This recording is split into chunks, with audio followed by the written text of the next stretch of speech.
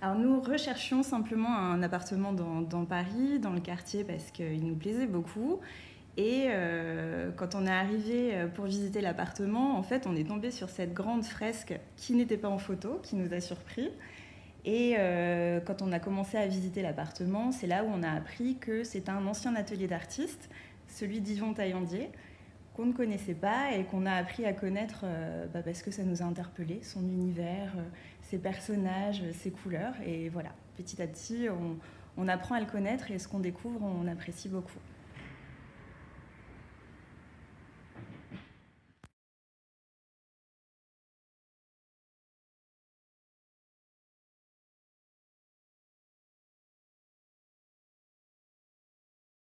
Le Taillandier-Land, c'est un empire dont je suis l'empereur.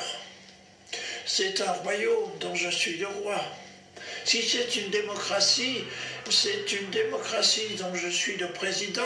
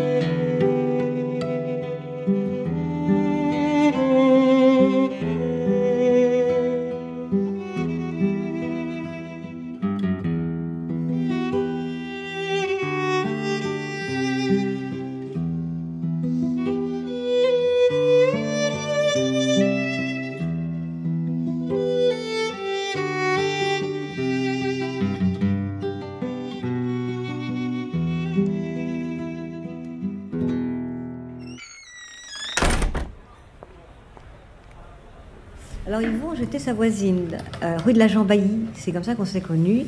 Et je passais régulièrement devant son atelier. Et je passais, on a fait connaissance. J'ai ouvert ma galerie rue de la Grange Batelière, dans le passage Jouffroy, où j'ai commencé à l'exposer d'ailleurs. Je lui ai fait plusieurs expositions à cet endroit. Un jour, on discute comme ça d'enfants, parce qu'on entendait, j'étais dans son atelier, puis on entendait les enfants qui sortaient de l'école. Il me disait c'est un petit peu comme talon aiguille, hein, donc on avait les silhouettes hein, à travers la vitre et les pieds qui couraient. Et il me disait, les enfants, ça me fait peur. Je lui dis, pourquoi ils vont, les enfants, pourquoi ça vous fait peur? Il me dit, ça me fait peur parce que les enfants, ça rêve. Et là, avec cette phrase-là, on comprend tout le monde d'Yvon qui était une sorte de grand enfant dans un monde parallèle. Il a été critique d'art, il a beaucoup écrit sur les artistes, dont Miro, voilà, dont qu'il a connu, il a été assez proche.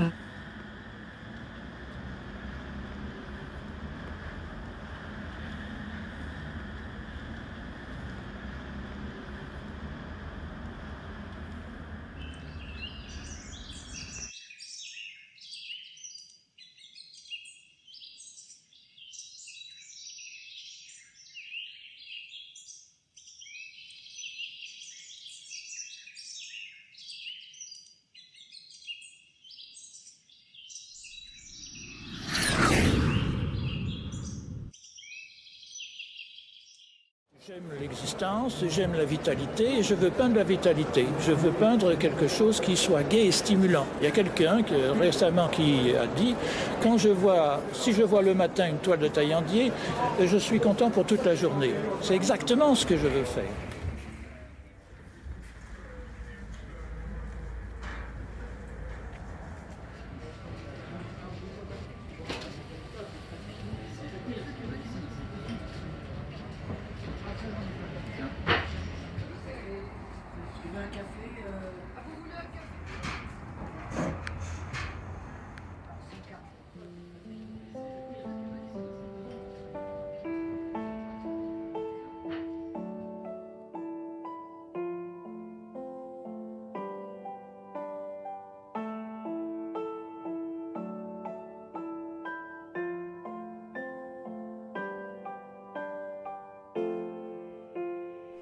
J'ai opté pour des couleurs simples, pur et gai. Parce que mes tableaux, si chargés qu'ils semblent parfois, refusent de paraître lourds et se veulent des chants joyeux, voire des hymnes à la joie.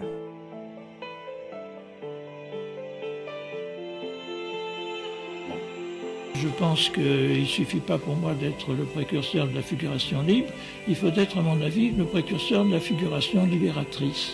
On a souvent dit de moi que je m'inspirais de la bande dessinée. En fait, j'aime bien les bandes dessinées, mais je crois comme tout le monde, et pas plus que les autres.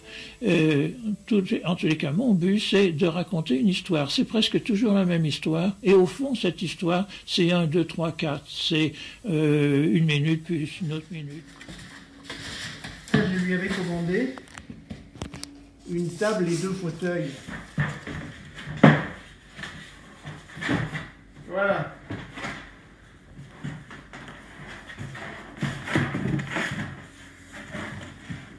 On a une table basse réalisée par Yvon. J'ai rencontré pour la première fois Yvon en 1976 grâce à un ami photographe dont je vous ai confié quelques photos tout à l'heure, Jacques Héripré. Et je suis allé donc le visiter et dans son atelier. Et donc je me souviens que lors de ma première ou deuxième visite, j'avais vu des œuvres qui pour moi n'étaient pas terminées. Et j'étais intéressé par une œuvre sur papier. Et je demande à Yvon pourquoi elle n'est pas finie. Et Yvon me regarde et il me répond, mais et l'infini alors? Je suis un homme âgé maintenant, mais j'ai été longtemps un homme trop jeune. Quand j'ai fait ma première exposition, j'avais 15 ans. Et on disait, oh, cet homme, il est tellement jeune qu'on a peur de dire qu'il a du génie. Mais maintenant, je suis sûr que j'en ai. Il est venu, on était dans l'atelier, d'ailleurs je ne sais pas où exactement, est-ce que c'était à Saint-Christol ou plutôt c'était chez lui, parce que avant il avait, non pas à Avignon, c'est bien avant Avignon, il y avait une grande maison, tout ça, et un jour il me dit alors tu veux faire un dessin? Je dis si tu veux, hein. Il me dit bon mais j'ai pas de papier, par contre il a enlevé sa chemise et son dessous encore, et il me dit voilà, sur moi. Et effectivement, je lui dis tiens, tu rigoles un peu. Elle dit non, mais je veux bien. Alors j'ai commencé avec l'encre de Chine ou des choses comme ça, faire un dessin, comme les tatouages, enfin. Directement sur son corps. Ah, sur son corps, oui, sur son oui, absolument, oui, sur son ventre. Un truc que je grabouillais là, ça c'était dedans, le mien. Et il m'a dit, il a pris, il a commencé à dessiner, voilà. Et puis il l'a signé, mais comme on ne prenait pas ça de sérieux, alors il y avait de l'eau, des trucs comme ça. C'est rigolo, hein. Il est dédicacé à Abraham Haddad, qui était un de ses amis. Il est très illustré, le voyage d'ailleurs d'Irlande. Ce dessin, il me l'a fait pour mes 30 ans, donc il y a très longtemps, c'était en 1975. Pendant des années et des années, je l'avais encadré dans ma cuisine, j'en étais très fière de son dessin. Et une vingtaine d'années plus tard, il m'a dit « Oh, je me souviens de ce dessin que je t'avais fait, il faut que je te le colorie, il faut absolument que je te le colorie. » Parce que, alors, je lui ai rendu ce dessin, et un beau jour, il est venu avec un autre dessin qu'il a amélioré, qui est beaucoup plus grand, c'est-à-dire qu'il a repris le dessin au centre, et puis il a déliré autour, comme c'était son habitude, et c'était en 1989. Donc j'ai récupéré mon dessin en 1989, qui était resté chez lui pendant des années.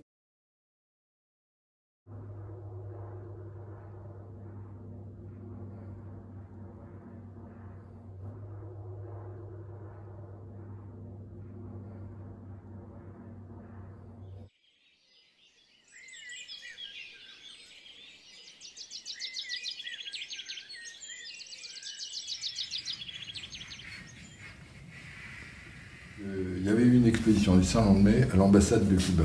Et je me rappelle être arrivé à l'ambassade de Cuba, on avait l'impression d'arriver à une espèce de... un lieu vaguement carcéral. Le Salon de Mai, au moment de la révolution cubaine, avait fait complètement enthousiaste tous les artistes du Salon de Mai. Le Salon de Mai, c'était une manifestation très importante dans les années 50-60. Et tous les artistes du Salon de Mai avaient fait le voyage jusqu'à Cuba et avaient réalisé une immense fresque. Et donc une espèce de fresque où tout le monde se mélangeait, une espèce de confusion comme ça, c'était assez grand. On ne peut pas dire qu'on était très à l'aise. Le président du Salon de Mai n'était pas venu. En tout cas, je n'ai pas souvenir qu'il soit là. Antoine Poncet, je ne crois pas l'avoir vu. Mais il avait dû déléguer Yvon Taillandier pour faire un discours. Pour faire une sorte de discours inaugural de la manifestation, qui n'était pas une grande manifestation, enfin chacun avait apporté un petit truc. Et alors c'était un festival d'ambiguïté, son discours. Il était, je pense, improvisé, il avait dû réfléchir quand même, mais il était improvisé, alors c'était d'un brio extraordinaire. Et l'ambiguïté, c'était qu'on ne savait pas si c'était un éloge de la révolution cubaine ou une contestation, une désapprobation de la situation actuelle. Tous les termes et toutes les phrases étaient tournés de telle manière qu'on ne savait jamais exactement finalement ce qu'il pensait. Et au bout du compte, ce qu'il véritablement disait. Mais tout ça semblait aller de soi, être toujours dans cet esprit d'une certaine gaieté qu'il avait.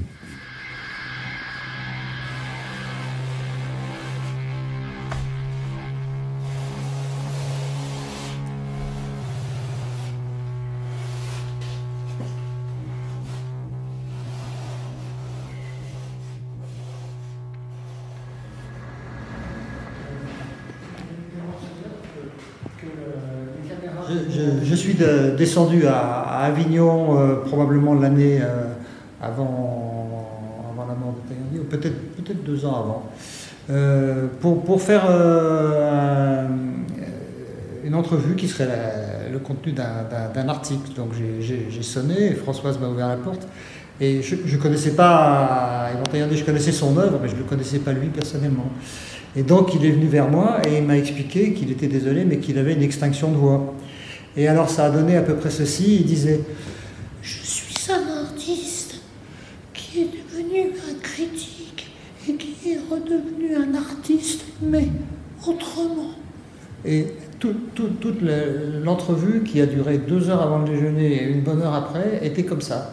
Et ensuite, je suis rentré donc chez moi, et donc j'ai dû dérocher cette entrevue pour en faire un texte écrit. Et alors je tendais l'oreille pour essayer de comprendre ce qu'il m'avait dit. Voilà. Et ensuite, Gilles Naudin m'a dit, mais en fait, il dit qu'il a une extinction de voix, mais ça fait 20 ans qu'il parle comme ça. Voilà, c'était ça l'histoire. Rien de plus.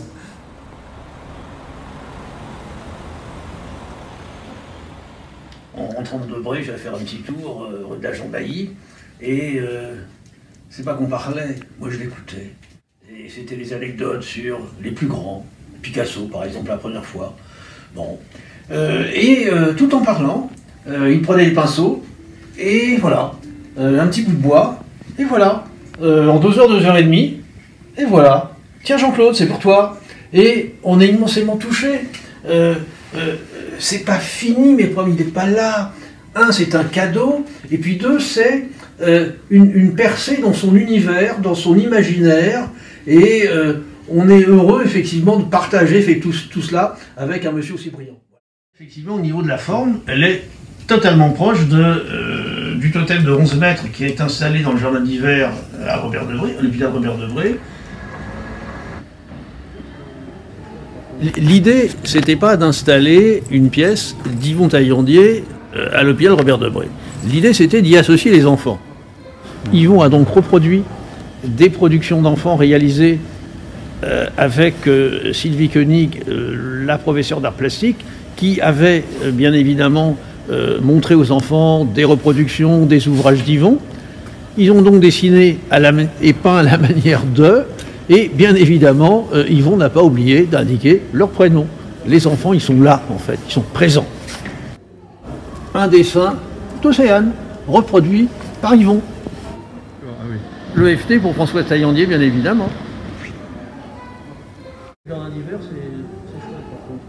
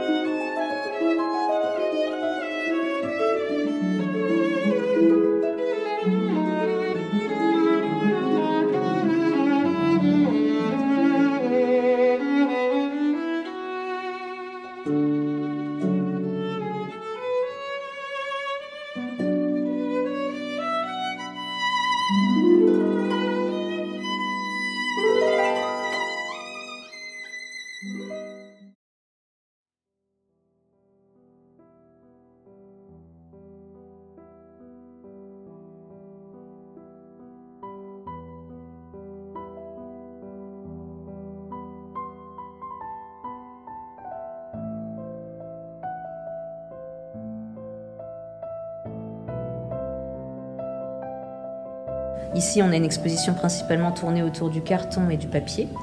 Et il utilise aussi plein d'autres choses, des boîtes alimentaires. Il peint surtout le plastique, tout ce qu'il trouve. Et il en est des objets assez étonnants, comme ce trône par exemple. Et avec un grand côté ludique et joyeux toujours, comme un grand enfant.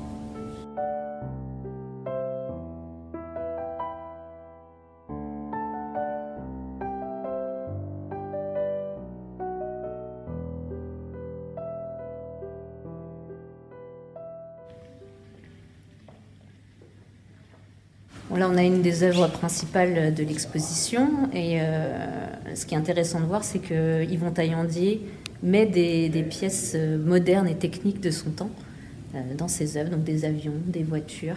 Donc c'est son œil sur ces avancées technologiques et techniques de l'après-guerre. Donc là, dans cette pièce-ci, ce qui est intéressant de voir, c'est qu'effectivement, il a créé tout un monde à lui avec des personnages qu'il appelle les Taillandier-landais. À travers ces textes, en fait, c'est ce qu'il veut que les spectateurs se rapprochent vraiment des œuvres et prennent leur place par rapport à l'œuvre et qu'elles racontent des histoires. On a toujours des petites histoires qui se passent. Par exemple, là, on a une boule qui va devenir au fur et à mesure un personnage. On a un personnage qui conduit, qui en conduit d'autres, mais qui sont toujours reliés les uns aux autres avec ses têtes. Donc c'est vraiment toujours, comme disait Sarah, des choses qui doivent être vues de loin et puis de près en détail pour perdre un petit peu le spectateur toujours dans une petite histoire. Chaque dessin va être une petite histoire. Des bulles de bande dessinée, hein. Ouais. C'est ça, hein, c'est comme si il parlait quoi. Vernissage le jeudi 12 avril. Il y avait un absent. Sont venus ceux qui savaient, ceux qui ignoraient. Il a fallu dire. La soirée s'est passée. J'ai éteint, fermé la porte sur ton silence. J'ai quitté tes personnages sur leurs morceaux de carton d'emballage. Magnifique. J'ai laissé leur visage sourire. Cher Yvon, j'aimais qui tu étais.